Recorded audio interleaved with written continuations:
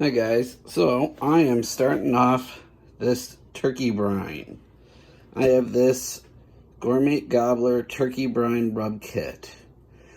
In there's going to be a bag to seal the turkey in, your salt, sugar, and spice brine, and a dry rub that goes on when you're ready to cook. So, it says to first start out with 4 cups of water. Pour that in here. I'm going to now combine the brine mix and bring it to a boil. Alright, so things have been boiling for about 5 minutes. I've been stirring quite a bit. I'm going to take this and I'm going to take it over to my pot holder here. Alright, this has a very strong scent.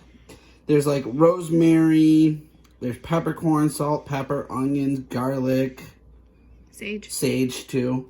Okay, and then I got a gallon of water, which for those who don't know is 16 cups. What we need to do is bring this down to room temperature. You don't need to completely fill your pan with water, but you try to get as much as you can in here now. And we're going to let it cool down. Yeah, that's probably all this pan's going to hold. And while this cools down to room temperature, I'm going to take my turkey.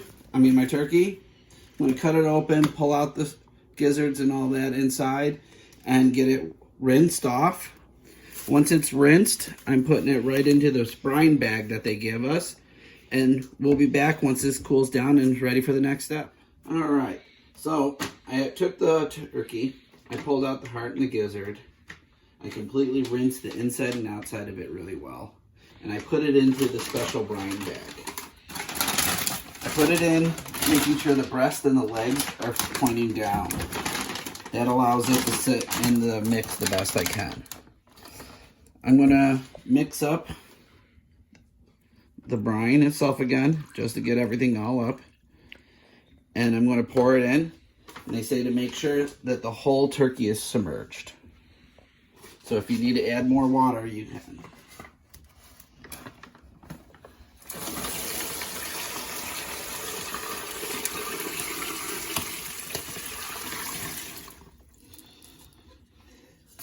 Okay, I'm actually just going to pour my water right into here, just so I can get everything off of the sides, all that flavor. And just make sure that it gets right into the turkey. Alright, and it looks like it's still going to need more. It said to make sure that it's submerged. So just make sure you use cold water and not hot.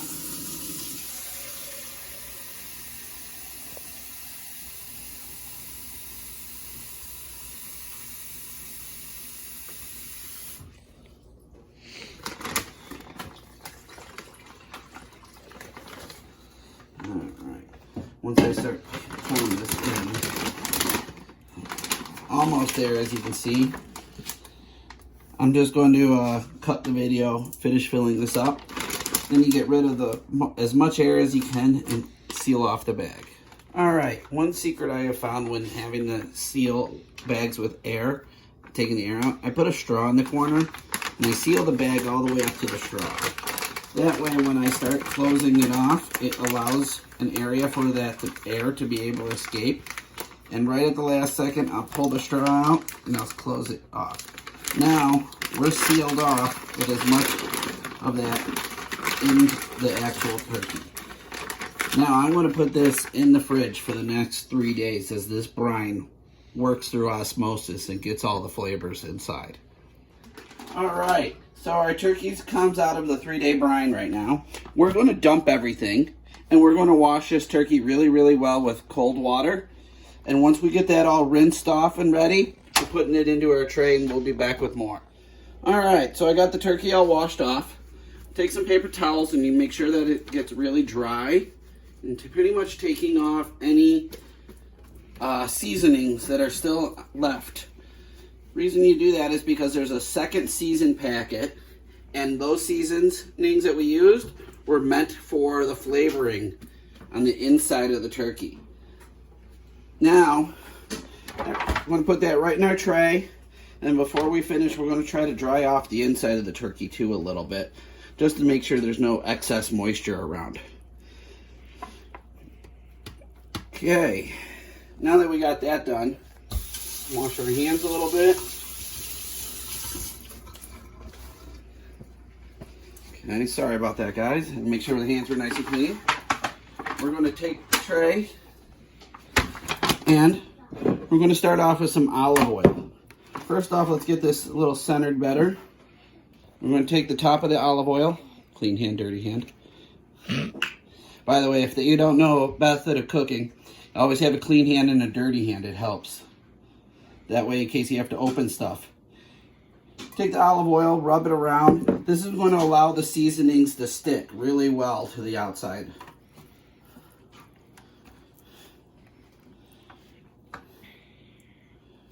All right, now that we got that, in the packet came a seasoning packet.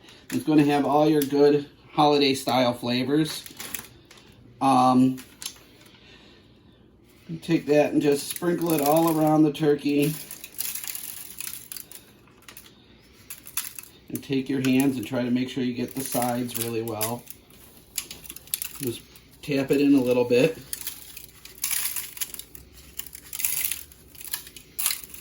Yeah, there's quite a bit of spice in these little packets. I'm pretty sure they do that because they plan on what happens if you have a really large turkey.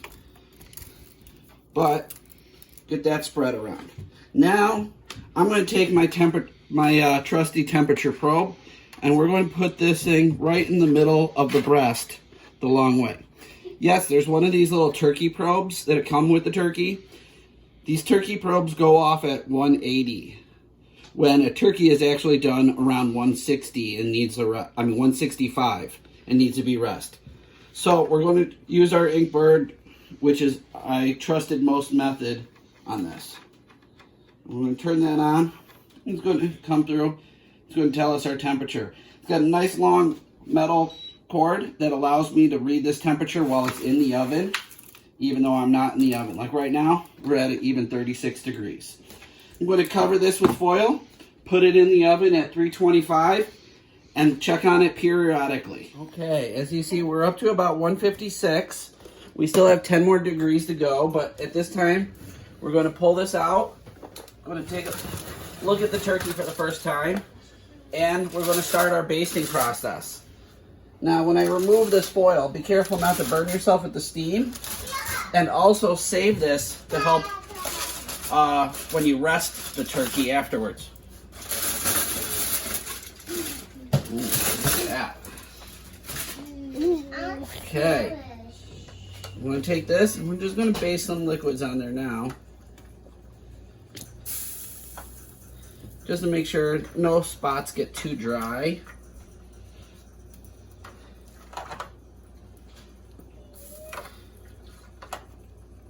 Is that medicine? No, it's not medicine. Is it that? It's just juice. Alright. So I feel as if everything's got a nice little quick basting. I'm going to leave the foil off right now too for this last 10 degrees for the skin to crisp up. Alright.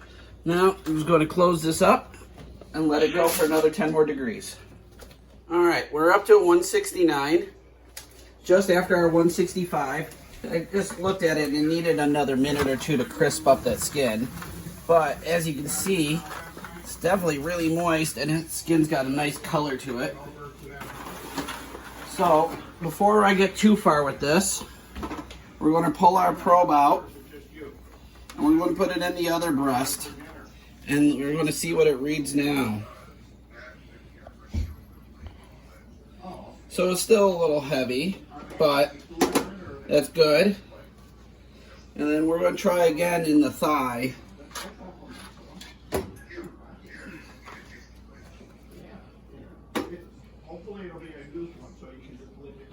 Good, good, good. That's a little heavy, but that's the leg, so it should be anyways. And just to make sure, we're going to hit one more spot in this frontmost area here where it could be kind of thick.